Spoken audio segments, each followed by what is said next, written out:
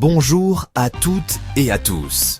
Aujourd'hui, parlons d'un petit objet à 6 faces colorées. Vous l'avez probablement déjà vu, ou même avez joué avec. C'est, bien sûr, le Rubik's Cube.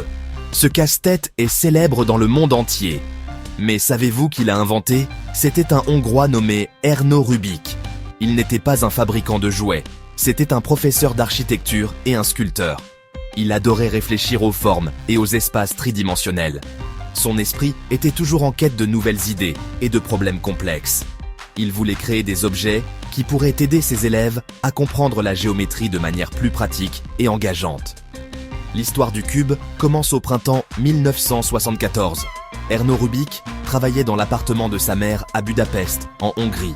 Il cherchait un moyen de montrer à ses élèves comment de petits blocs pouvaient bouger indépendamment sans que toute la structure ne s'effondre. Il a imaginé un cube solide composé de cubes plus petits. Chaque petit cube, ou cubi comme on les appelle parfois, devait pouvoir tourner et pivoter. Mais comment pouvait-il rester connecté? C'était le principal défi auquel il était confronté. C'était un casse-tête mécanique très difficile à résoudre avant même qu'il ne devienne un jeu coloré pour le plaisir de tous. Après de nombreuses tentatives, il a finalement trouvé une solution brillante. Il a créé un mécanisme central qui maintenait toutes les pièces ensemble. Ce mécanisme permettait aux rangées de cubes de pivoter, mais il les empêchait de se séparer et de tomber. Le premier prototype était fait de bois et de trombone. Il était assez lourd et pas très fluide à tourner. Pour faciliter la visualisation des mouvements des petits cubes, il a décidé d'ajouter des couleurs. Il a utilisé des autocollants de 6 couleurs différentes, blanc, rouge, bleu, orange, vert et jaune. Ce n'est qu'après l'avoir mélangé pour la première fois qu'il a réalisé qu'il avait créé un casse-tête fascinant. À ce moment-là, Ernő Rubik ne savait pas s'il pourrait un jour résoudre sa propre création. Il a passé plus d'1 mois à essayer de remettre les couleurs à leur place d'origine. Ce fut un processus long et frustrant. Il a dû développer une méthode, une série d'étapes pour le résoudre. Cette expérience lui a montré à quel point son invention était complexe. Il n'avait pas l'intention de fabriquer un jouet pour le monde entier. Il voulait simplement résoudre un problème de conception structurelle pour son travail d'enseignement. Il était loin de se douter que ce simple cube coloré deviendrait bientôt l'un des casse-têtes les plus populaires et les plus durables de l'histoire. Après avoir créé son cube magique, ou Buvős-Kóka en hongrois, Ernő Rubik savait qu'il tenait quelque chose de spécial. En 1975, il a déposé un brevet en Hongrie pour protéger son invention. Cependant, transformer cet outil pédagogique en produit commercial n'a pas été facile. Dans les années 70, la Hongrie était derrière le rideau de fer, ce qui rendait les affaires internationales très compliquées. Les premiers cubes ont été produits par un petit fabricant hongrois et ont commencé à apparaître dans les magasins de jouets de Budapest fin 1977. Au début, les ventes étaient lentes. Le cube était vendu avec très peu de publicité et aucune instruction sur la façon de le résoudre. Les gens étaient intrigués, mais aussi très intimidés. Le parcours du cube vers la renommée internationale a commencé par une rencontre fortuite. En 1979, un homme d'affaires germano-hongrois a vu le cube magique et a été fasciné. Il l'a emmené à la foire du jouet de Nuremberg en Allemagne, un événement majeur où les entreprises de jouets du monde entier recherchent de nouveaux produits. Là, le cube a attiré l'attention de Tom Kramer, un spécialiste du jouet d'une entreprise britannique appelée Seven Towns. Kramer a vu l'incroyable potentiel du casse-tête. Il était convaincu qu'il pouvait connaître un succès mondial. Il a négocié un accord pour concéder des licences et distribuer le cube à l'échelle mondiale. Une décision qui allait changer l'histoire des jouets pour toujours. La société américaine Ideal Toy Corporation a accepté de commercialiser le cube. Ils ont décidé de le renommer Rubik's Cube pour relier directement le casse-tête à son inventeur.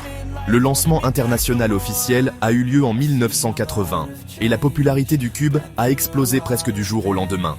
Il est devenu un phénomène mondial, un véritable engouement. Tout le monde, des enfants aux adultes, voulait en posséder un. C'était le jouet incontournable du début des années 1980. Le cube était partout, dans les émissions de télévision, dans les magazines, et entre les mains de millions de personnes essayant de résoudre son mystère coloré. C'était une icône culturelle de la décennie. Cet incroyable succès était surprenant, d'autant plus que le cube est si difficile. Contrairement à de nombreux jouets, il n'offre pas de gratification instantanée. Il met au défi votre patience, votre logique et votre mémoire. Une partie de son attrait résidait dans cette difficulté même. Des livres expliquant comment le résoudre ont été publiés, et ces livres sont devenus des best-sellers. De petits clubs et groupes se sont formés où les gens partageaient entre des astuces et des techniques. Le Rubik's Cube n'était pas seulement une activité solitaire, il a créé une communauté de fans, tous fascinés par le même défi. Le casse-tête avait réussi à passer de l'atelier d'un professeur au monde entier. Le succès commercial du Rubik's Cube est vraiment stupéfiant. Depuis son lancement international en 1980, il est devenu le jouet le plus vendu de tous les temps. On estime que plus de 450 millions de cubes ont été vendus dans le monde entier. Ce chiffre n'inclut même pas les innombrables imitations et variations du casse-tête qui ont également été produites au fil des ans. Au plus fort de sa popularité au début des années 1980, on estime qu'entre 1980 et 1983 seulement, plus de 100 millions de cubes ont été vendus. Cette énorme demande a créé un nouveau marché pour les guides de résolution de casse-tête, certains livres se vendant à des millions d'exemplaires.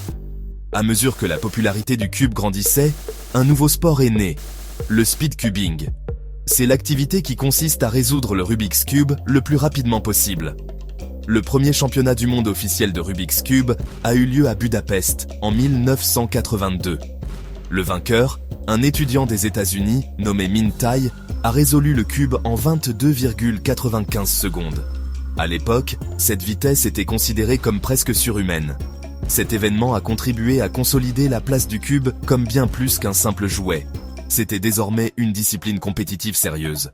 Les compétitions sont maintenant organisées partout dans le monde sous la supervision de la World Cube Association. Les records de résolution du Rubik's Cube sont constamment battus grâce à de nouvelles techniques et à des conceptions de cubes améliorées. Les cubes de compétition d'aujourd'hui sont beaucoup plus fluides et rapides que les modèles originaux.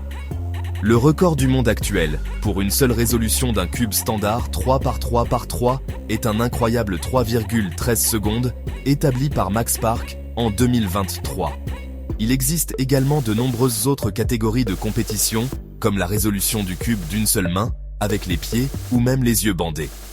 Pour l'épreuve les yeux bandés, le concurrent mémorise d'abord le cube mélangé, puis met un bandeau sur les yeux et le résout de mémoire. Ces compétitions montrent l'incroyable dévouement de la communauté du cubing. Les speedcubers passent des centaines d'heures à s'entraîner et à mémoriser de longues séquences de mouvements appelées algorithmes.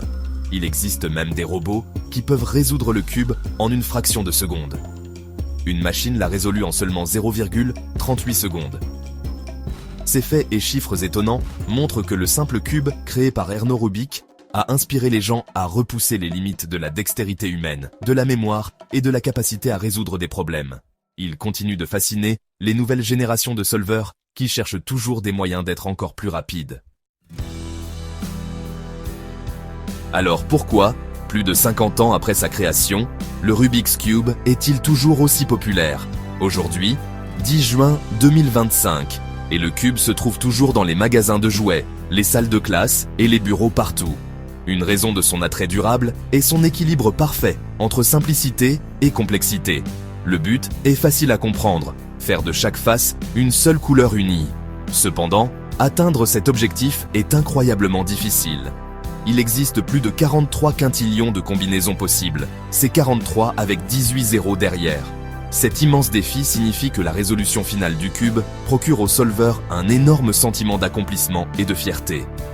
Le Rubik's Cube est également un fantastique outil pédagogique, ce qui était exactement l'intention originale d'Erno Rubik.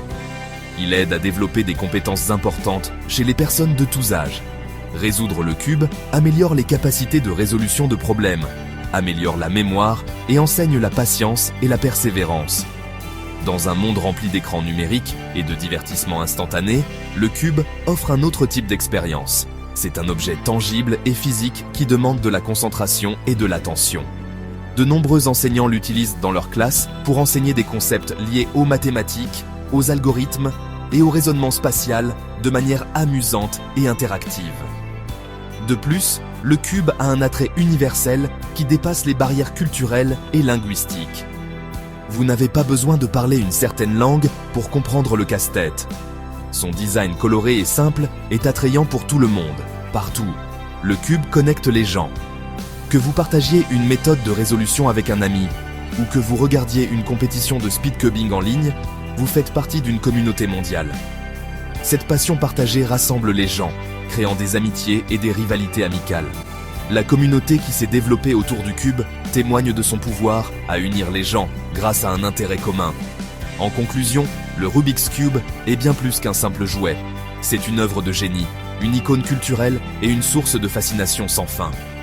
Il nous met au défi, nous enseigne et nous connecte. Sa capacité à rester pertinent dans notre monde en évolution rapide est un signe de son design brillant. Que vous soyez un speedcuber essayant de battre un record ou un débutant essayant simplement de résoudre un côté, le Rubik's Cube offre un voyage unique et gratifiant. Le petit cube de Budapest continue de se frayer un chemin dans le cœur et l'esprit des gens partout sur la planète.